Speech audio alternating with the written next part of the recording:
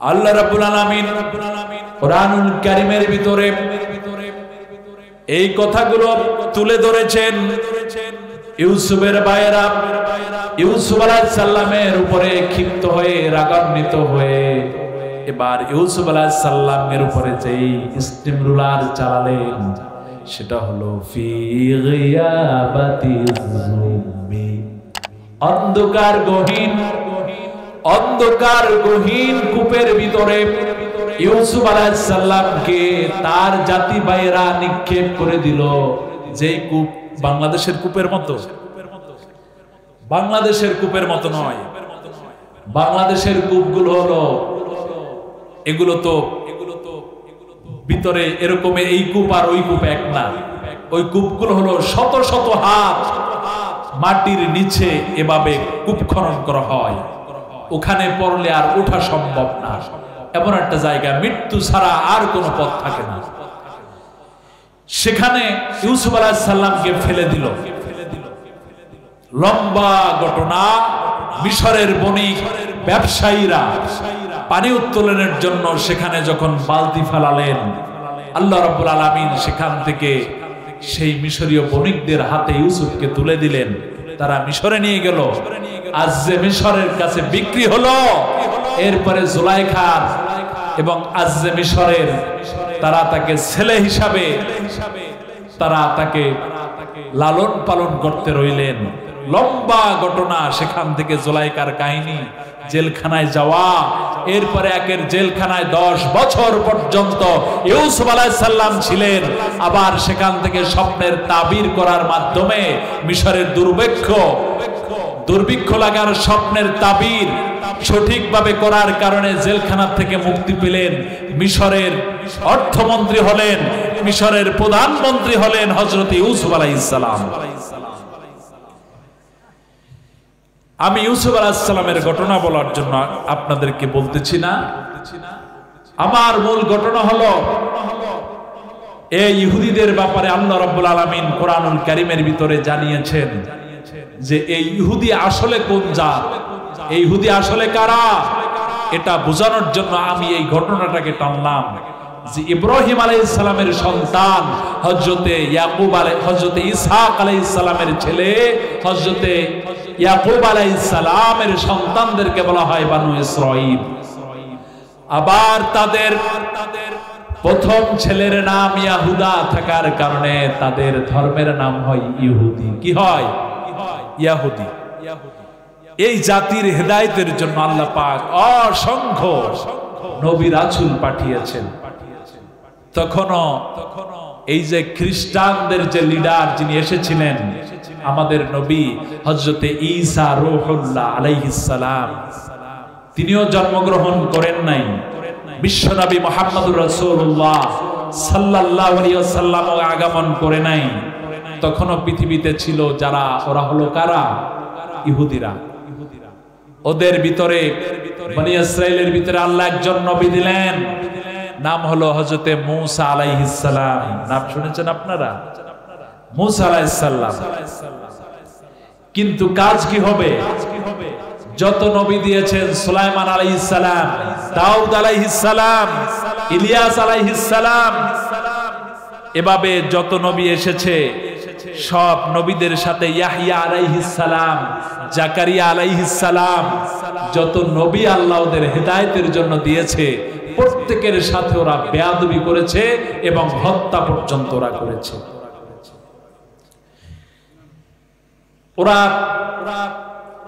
এই পৃথিবীর বুকে সব থেকে উচ্ছৃঙ্খল জাতির নাম হলো ইহুদি জাতি। কোন জাতি? ইহুদি জাতি। পৃথিবী শাসনের জন্য ওরা বারবার চেষ্টা করে, নবী পয়গম্বরদের ওরা সহ্য করে না, তাদেরকে চিরতরে মেরে ফেলে, বিশৃঙ্খলা সৃষ্টি করে। এই দুনিয়ার বুকে সব থেকে বিশ্বাসঘাতকের গোষ্ঠী ইহুদির গোষ্ঠীরা। কারা? ইহুদির গোষ্ঠীরা। আপনারা যদি অনেক কিছু এখন জানেন যে প্যালেস্টাইনের মা বোনদের সাথে কি কাজ ওরা করতেছে এটা দিয়ে কিছুটা জানেন, কিন্তু এখানেই শেষ নয়। আল্লাহ রাব্বুল আলামিন ওদের অপকর্মের কারণে পৃথিবীর মানচিত্র থেকে ওদেরকে 12 বার আযাব আর গজব দিয়ে ওদেরকে সমূলে ধ্বংস করেছে। কতবার? 12 বার। কেন করেছে? আসুন এবার দেখুন, আল্লাহ পাক কোরআনুল কারীমের ভিতরে ওদের কর্মকাণ্ডের কথা কোরআনুল কারীমের ভিতরে তুলে ধরেছেন। সূরা মায়েদা 13 নম্বর আয়াতের ভিতরে আল্লাহ রাব্বুল আলামিন বলেন, আলা খাইনাতিম মিনহুম ইল্লা কালিলা, সামান্য কিছু সংখ্যক লোক ছাড়া সব ইহুদিরা যে কাজ করে সেটা হলো বিশ্বাসঘাতকতার কাজ করে ওদেরকে বিশ্বাস করবেন, সমূলে আপনাকে ধ্বংস করে ছেড়ে দিবে। প্যালেস্টাইনে মুসলমানেরা ওদেরকে আশ্রয় দিয়েছিল, বিশ্বাস করে আশ্রয় দিয়েছে। আজকের সেই প্যালেস্টাইন দখল করে, গাজা পশ্চিম তীর দখল করে টোটালটাকে ইসরায়েল দেশে শুধু বানায় নাই, সেখানে যারাই ওদেরকে আশ্রয় দিয়েছে তাদেরকে ওরা মেরে মেরে পাখির মতো সব শেষ করতেছে। এই পৃথিবীর বুকে শ্রেষ্ঠ বিশ্বাসঘাতক আল্লাহ রাব্বুল আলামিন সূরা মায়েদার 13 নম্বর আয়াতের ভিতরে ঘোষণা করে দিয়েছেন, আজ থেকে 1450 বছর আগে পৃথিবীর বুকে সবথেকে বড় বিশ্বাসঘাতকের গোষ্ঠী হলো ইহুদির গোষ্ঠীরা। ঠিক কিনা বলেন? এরপর আল্লাহ রাব্বুল আলামিন কোরআনুল কারীমের ভিতরে বলেন, এই পৃথিবীর বুকে যারা বিশৃঙ্খলা সৃষ্টি করেছে তাদের ভিতরে অন্যতম গোষ্ঠীর নাম হলো ইহুদি সম্প্রদায়। এরা জমিনের বুকে বারবার বিশৃঙ্খলা সৃষ্টি করেছে। শুধু এখনই বিশৃঙ্খলা সৃষ্টি নয়, শুধু মুসলমানেরা নয়, গোটা পৃথিবীর অমুসলিম অন্য ধর্মের মানুষেরা পর্যন্ত ওদের এই নির্মম নির্যাতনের ধিক্কার জানিয়েছে। ওরা পৃথিবীর বুকে একমাত্র বিশৃঙ্খল গোষ্ঠী। আল্লাহ রাব্বুল আলামিন কোরআনুল কারীমের ভিতরে বলেন, ওয়ায়াসআউনা ফিল আরদি ফাসাদান, ওরা হলো এই জমিনের বুকে সবথেকে বড় বিশৃঙ্খলা গোষ্ঠী। ওরা অপকর্মের কারণে একা হিটলার ওদেরকে মেরে মেরে শেষ করে দিয়েছে। 60 লক্ষ ইহুদি শুধু একা মিস্টার হিটলার ওদেরকে হত্যা করেছে। আজকের গোটা দুনিয়ায় ইহুদির সংখ্যা কিন্তু বেশি না, তা জানেন আপনারা? ওদের সংখ্যাই তো বেশি থাকার কথা ছিল, কিন্তু সব মিলে কোনো মতে 1 কোটি। কয় কোটি? 1 কোটি।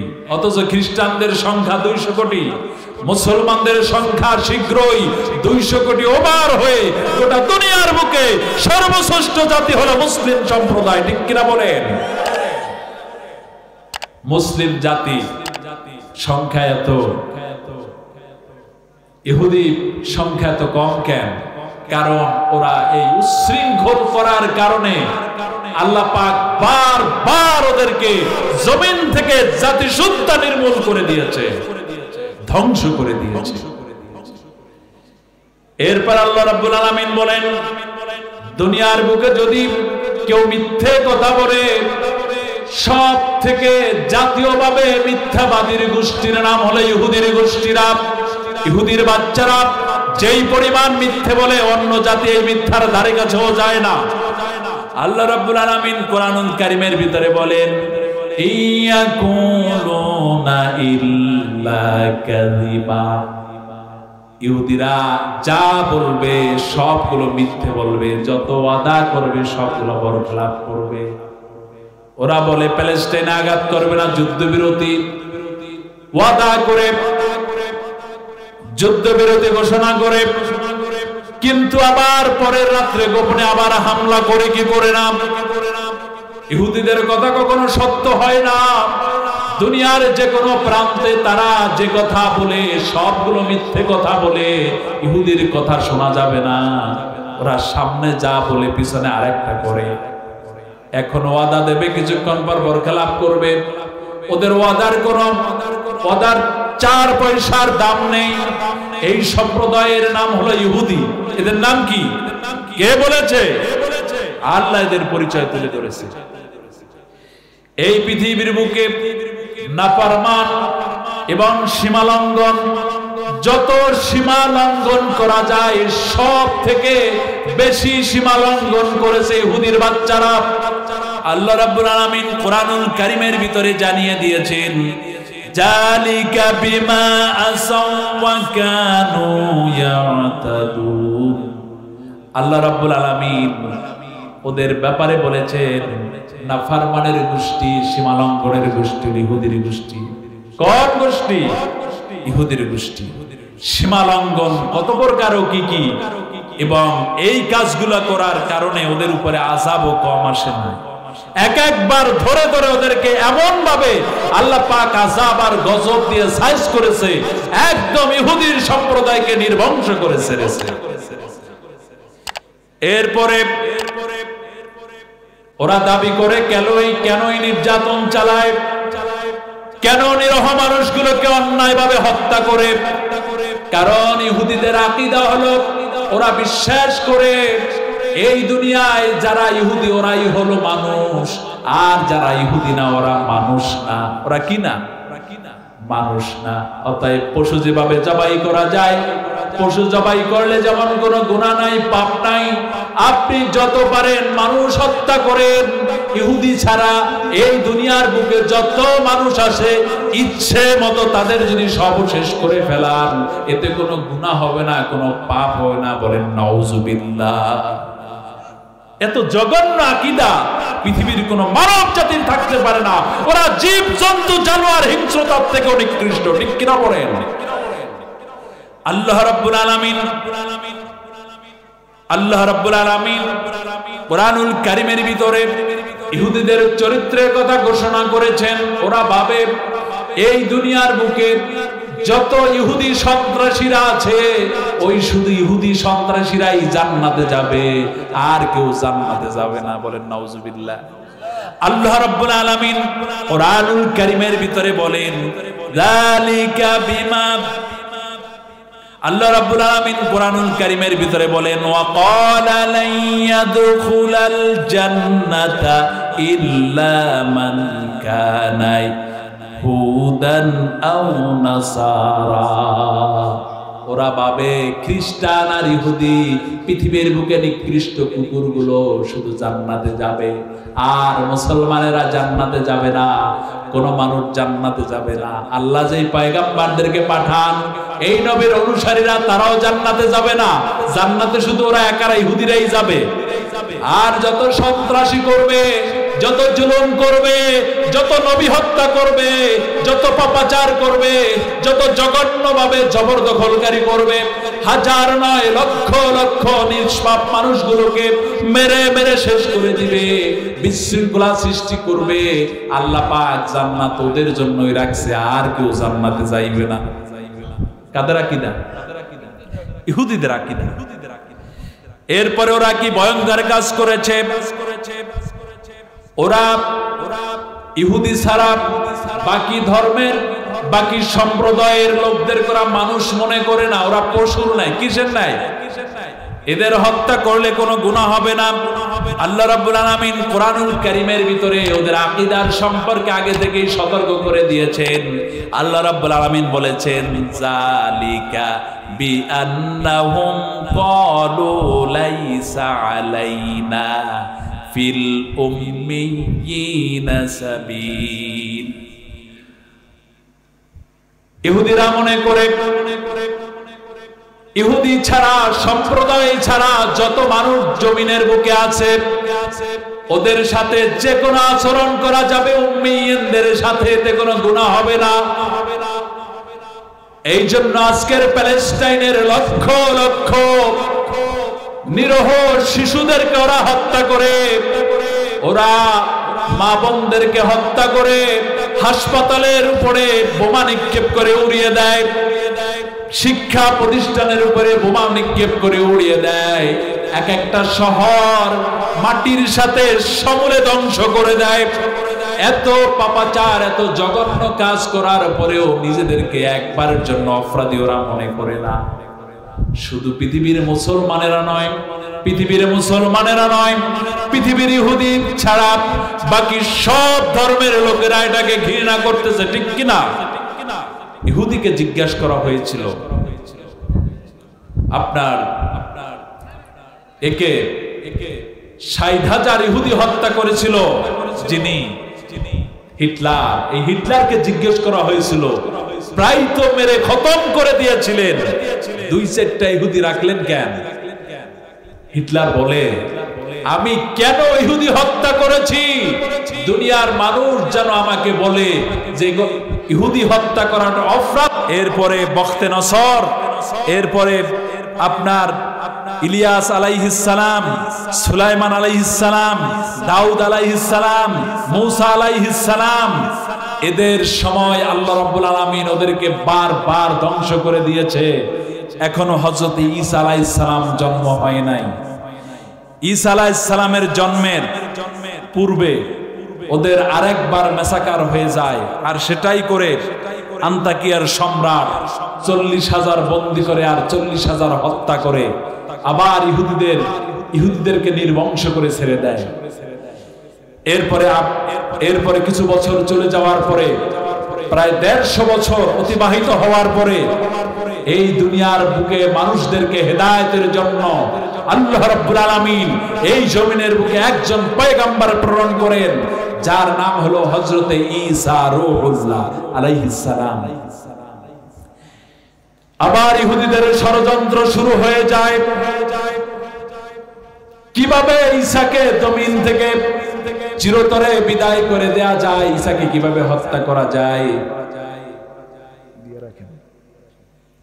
কিভাবে ঈসাকে জমিন থেকে মেরে ফেলা যায়। আল্লাহ রাব্বুল আলামিন ঈসা আলাইহিস সালামের উপরে একখানা কিতাব দান করেন, ওই কিতাবের নাম হলো ইনজিল কিতাব। ষড়যন্ত্র শুরু, ঈসা আলাইহিস সালামকে তো মারা লাগবে এমন ষড়যন্ত্র শুরু করে ইহুদি পাপিষ্ঠ নরদমেরা, এমন নির্যাতন শুরু করে ঈসা আলাইহিস সালামকে গ্রেফতার করে ফেলায়, বন্দী করে ফেলায়, একটা রুমের ভিতরে আটকায় রাখে। আর এদিকে শুল, আপনারা চিনেন নাকি? শুল চিনেন? স্বাভাবিক মৃত্যুদণ্ড দেয়া যাবে না। আল্লাহর পয়গম্বর, আল্লাহর শুধু নবী নয়, 4 জন প্রখ্যাত রাসূলের ভিতরে অন্যতম একজন রাসূল হলেন হযরত ঈসা আলাইহিস সালাম। তাকে সব নবীদের ইমাম যিনি, তিনি মুহাম্মদ সাল্লাল্লাহু আলাইহি সাল্লাম। ওমা আরসালনাকা ইল্লা রাহমাতাল লিল আলামিন। আলাম শব্দের অর্থ হলো বিশ্ব। এই বিশ্বের শুধু নবী, বিশ্ব নবী নয়, পরকালে যখন কিয়ামতের দিন আদম শফিউল্লাহর উম্মতেরা যখন নাফসি নাফসি বলে বলে আদম আলাইহিস সালামের কাছে যখন চলে যাবে, আবুল বাশার আদম আলাইহিস সালাম বলবে, আমার দ্বারা সুপারিশ করা সম্ভব নয়। যখন ইব্রাহিম আলাইহিস সালামের অনুসারীরা ইব্রাহিম আলাইহিস সালামের কাছে চলে যাবে, আমাদের জন্য সুপারিশের ব্যবস্থা করে দিন, ইব্রাহিম আলাইহিস সালাম বলে, আমার দ্বারা আজকের সুপারিশ করা সম্ভব নয় আল্লাহর কাছে। মুসা আলাইহিস সালামের অনুসারীরা মুসা আলাইহিস সালামের কাছে যাবে, মুসা আলাইহিস সালাম বলবেন, আমার দ্বারা সম্ভব নয় আল্লাহর কাছে সুপারিশ করা। ঈসা আলাইহিস সালামের অনুসারীরা ঈসা আলাইহিস সালামের কাছে যাবে, ঈসা আলাইহিস সালাম বলবে, আমার দ্বারা সম্ভব নয়। এবার একজন দ্বারাই সম্ভব, তিনি হলেন মুহাম্মদুর রাসূলুল্লাহ সাল্লাল্লাহু আলাইহি ওয়াসাল্লাম। শুধু আমাদের সুপারিশ তিনি করবে না, যারা এই তাওহীদের পদে রয়েছিল সব নবীর অনুসারীদের একজন সুপারিশ করবে, তিনি কে? মুহাম্মদুর রাসূলুল্লাহ সাল্লাল্লাহু আলাইহি ওয়াসাল্লাম। এই জন্য মুহাম্মদ সাল্লাল্লাহু আলাইহি ওয়াসাল্লাম শুধু এক যুগের নবী নয়, তিনি হলেন রাহমাতাল লিল আলামিন, বহুমাত্রিক জগতের লিডার। আল্লাহ রাব্বুল আলামিন তাকে বানিয়েছেন। এবার বিশ্বনবীকে আল্লাহ রাব্বুল আলামিন হিন্দুদের নবী বানিয়ে দিয়েছেন। সুন্দর থাকবে, আপনাদের কষ্ট হয় নাকি? কষ্ট হয়? দাঁড়ানো ভাইদেরকে আমি বসার জন্য অনুরোধ করব। রাত গভীর হয়েছে, বিদায় দিলে সব চলে যান, মোনাজাত দিয়ে দেই। রাত তো দিব, চলবে? আমি বলতে রাজি, তবে আপনারা গেলে আমি মোনাজাতে চলে যাব। এতক্ষণ পর্যন্ত শুধু কিছু আপডেট কিছু দিলাম, দরকার ছিল জানার। তবে এখন আমি আলোচনার সার নির্যাস দিব, যদি আপনারা ধৈর্য ধরেন। গত কয়েক বছর আগে আমি মনে হয় এলাকায় এসেছিলাম, আমার খাইরুল ভাই তখনও আমাকে বলেছিল, আমি এসেছিলাম তখন হয়তো আবহাওয়া অতটা ভালো ছিল না, বৃষ্টি ছিল। তো সেই জন্য খাইরুল ভাই আমাকে বলেছেন যে আপনি ওই সময় আলোচনা পূর্ণাঙ্গ করতে পারেন নাই। অনেকেই বলেছে যে আপনার সম্পূর্ণ আলোচনাটা তারা শুনতে চাচ্ছে। তো এই জন্য আমি, যদিও কষ্ট হচ্ছে, আমি গতকালও আমার শরীরে জ্বর ছিল, আমি সেই ঢাকা থেকে অনেক কষ্ট করে এসেছি এখানে, আবার রাত্রেই চলে যাব। আমার জন্য আপনারা দোয়া করবেন। তা আসুন আমার ভাইরা, কেউ উঠবেন না, ঠিক আছেন? জি জি, এখন বলেন, কার আগে বলতেন? আচ্ছা, আমি আপনাদের জন্য মৌলিক আলোচনায় আবার ঢুকবো, বেশিক্ষণ থাকবো না ইনশাআল্লাহ, চেষ্টা করবো যতটুকু কাছাকাছি আমি শেষ করতে পারি। কর্তৃপক্ষ রিকোয়েস্ট করেছে, যেহেতু তাদের অর্থেরও তো প্রয়োজন আছে না নাই? কথা বুঝছেন না আমার? চলে যাবেন আপনারা? একটু রিকোয়েস্ট করেছে, তারা কিছু চাদর কালেকশন করতে চায়, যেহেতু তাদের অনেক খরচ আছে না নাই। আপনাদের প্রতি রিকোয়েস্ট হলো, আগামীকালও প্রোগ্রাম আছে এখানে, আপনাদের উদার হস্তে একটু দান করেন। ভাইরা চাদর নিয়ে নেমে গিয়েছে, আপনাদের কাছে সহযোগিতা চাচ্ছে। মহিলা প্যান্ডেলে যে মা বোনেরা আছেন, আপনারাও উদার হস্তে আপনারা দান করুন। আমাদের ভাইরা অনেক কষ্ট করে এই দিনের প্রোগ্রাম সাজিয়েছে, অনেক খরচ আছে, আপনারা সহযোগিতা না করলে প্রোগ্রাম হবে কিভাবে? এই জন্য 2, 4, 5, 10, 20 টাকা দিয়ে প্রোগ্রাম হয় না, অন্তত 500, 1000 এরকমের কিছু দান করার মন মানসিকতা রাখেন, যাতে করে পরিচালনা ভাইদের একটু সুবিধা হয়। কথা বোঝা গেছে? আপনাদের সহযোগিতার হাতকে বাড়িয়ে দিন।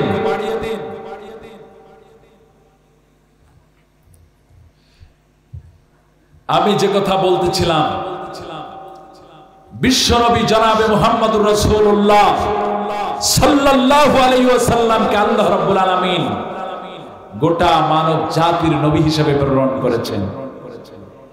ইহুদি জাতির নবী যিনি, তিনি মুহাম্মদ সাল্লাল্লাহু আলাইহি ওয়াসাল্লাম।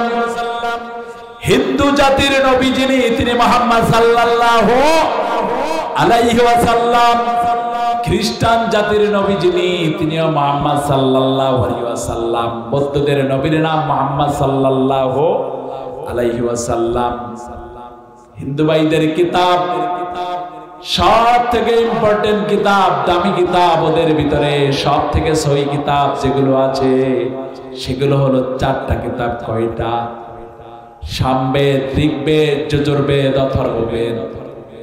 এর ভিতরে স্পষ্ট আকারে এসেছে, আরবের সাম্বালায় বিষ্ণু এসের ঘরে কলির অবতার জন্মগ্রহণ করবে সমতির গর্ভে। সেই কলির অবতারের নাম হলো নরসংসা। কিছু বুঝছেন আপনারা? হিন্দুদের ঋগ্বেদের ভিতরে আজও এই কথাগুলো স্পষ্ট আকারে আছে। হিন্দুদের নবী যিনি হবেন, আসল ধর্মীয় গুরু যিনি হবেন, বিশ্ব নবী জন্মের 1000 বছর আগে ওদের কিতাব লেখা হয়, বেদ কিতাব। ওই কিতাবের ভিতরে বিশ্ব নবীর পরিচয় সেখানে লেখা আছে সাংস্কৃতিক ভাষায়। আরবের সাম্বালা তথা আরবের নিরাপদময় নগরী। আল্লাহ রাব্বুল আলামিন মক্কার নিরাপদময় নগরী নাম রেখেছেন মক্কার। কোরআনুল কারীমের ভিতরে 30 নম্বর পারা সূরা 3-এর 3 নম্বর আয়াতের ভিতরে আল্লাহ রাব্বুল আলামিন কোরআনুল কারীমের ভিতরে বলেন, ওয়াহাদাল বালাদিল আমিন। এই নিরাপদময় শহরের কসম আল্লাহ রাব্বুল আলামিন মক্কার অপর নাম রাখছেন কি? আজ সেই মক্কা নিরাপদময় নগরী আছে না নাই? আপনি চাইলেই সেখানে গ্রেফতার করতে পারবেন না, আপনি চাইলেই সেখানে কাউকে হত্যা করতে পারবেন না, আপনি চাইলেই সেখানে কোনো প্রাণীকে হত্যা করতে পারবেন না। কোনো অমুসলিম আজও মক্কা মদিনার চত্বরে ঢুকতে পারবে না, আছেন আল্লাহ। সেই নিরাপদময় নগরীর কথা এসেছে। হিন্দু ভাইদের ধর্মীয় লিডার যিনি আসবেন তিনি আরবের মক্কায়, আরবের নিরাপদময় নগরী তথা মক্কায় আসবে। কোথায়? হিন্দু ভাইদের ধর্মীয় গুরু আসবেন মক্কায়। ওদের বেদ কিতাবের ভিতরে আজও আছে না নাই? এবার হিন্দু ভাইদের ধর্মীয় গুরু কার গর্ভে জন্মগ্রহণ করবেন? তার পিতার নাম হবে বিষ্ণুয়াস। বিষ্ণুয়াস শব্দের অর্থ স্রষ্টার দ্বার, যার শব্দের আরবি হলো আব্দুল্লাহ। তার মানে হিন্দু ভাইদের আসল ধর্মীয় লিডারের বাবার নাম হলো আব্দুল্লাহ। হিন্দু ভাইদের কিতাব ঋগ্বেদ বলে হিন্দু ভাইদের আসল ধর্মীয় গুরু যার গর্ভে জন্মগ্রহণ করবেন, সাংস্কৃতিক ভাষায় সমতির গর্ভে। সমতি শব্দের বাংলা অর্থ হলো প্রশান্তি, আমেনা শব্দের অর্থ হলো প্রশান্তি। তার মানে হিন্দু ধর্মের ধর্মীয় লিডারের মায়ের নাম হলো আমিনা। মায়ের নাম কি? বাবার নাম কি? আব্দুল্লাহ। আসবে কোথায়? মক্কায়। এবার হিন্দু ভাইদের ধর্মীয় আসল গুরুর নামটা ওদের কিতাবে আছে না নাই? হিন্দু ভাইদের ঋগ্বেদ 2 নম্বর অধ্যায়ের 14 নম্বর অনুচ্ছেদের ভিতরে আজও এই শ্লোকগুলো আছে। হিন্দু ভাইদের ধর্মীয় গুরুর নাম হলো নরশংসা। নর মানে পুরুষ, সংসা মানে প্রশংসনীয় পুরুষ। শব্দটার আরবি হলো মুহাম্মদ সাল্লাল্লাহু আলাইহি ওয়াসাল্লাম। তার মানে হিন্দু ভাইদের ধর্মীয় লিডারের নাম মুহাম্মদ সাল্লাল্লাহু আলাইহি ওয়াসাল্লাম। ওদের একটা কালিমা আছে যেটা মৃত্যুর সময় পরে লা ইলাহা মুহাম্মাদান। কেনই বা মৃত্যুর সময় লা ইলাহা মুহাম্মাদান পড়িস? কারণ ফেরাউন যখন মারা যায় তখন ঈমান এনেছিল আল্লাহর উপরে, মুসার আল্লাহর উপরে ঈমান আনয়ন করেছে। মৃত্যুর সময় ঈমান আনলেও ঈমান কবুল ওই তওবা কবুল হবে না। শয়তান মৃত্যুর সময় তওবা করবে, দুনিয়ায় আকাম যত ঘটায় সব আকাম ঘটায়। ওরা জানে কিয়ামত ঘটার পরে ফানা হয়ে যাবে সব। ওই ফানার উপরে শয়তান 7 দিন জীবিত থাকবে, এরপরে সেখানে বসে তওবা করবে। আমার আল্লাহ রাব্বুল আলামিন তওবার দরজা তার আগেই বন্ধ করে দিবে। মৃত্যুর সময় তওবা করলে ওই তওবা কাজে লাগে না। তোমার যখন পাওয়ার ছিল, তোমার যখন ক্ষমতা ছিল, তোমার যখন বল ছিল, তখন তুমি ইসলামের বিরুদ্ধে কাজ করেছ। যখন মরতে পড়েছ এবার তোমার ইসলাম কাজে লাগে। এমন ডাকাত আমার দেশে আছে না নাই? ইসলামী দল করতে ভালো লাগে না, ইসলামের বিরুদ্ধে গালি দাও, শরিয়া আইন মানি না, এমন ডাকাত আছে না নাই? শরিয়া আইন তাদের আইন না, রাষ্ট্রের সাথে ইসলামের কোন সম্পর্ক নাই।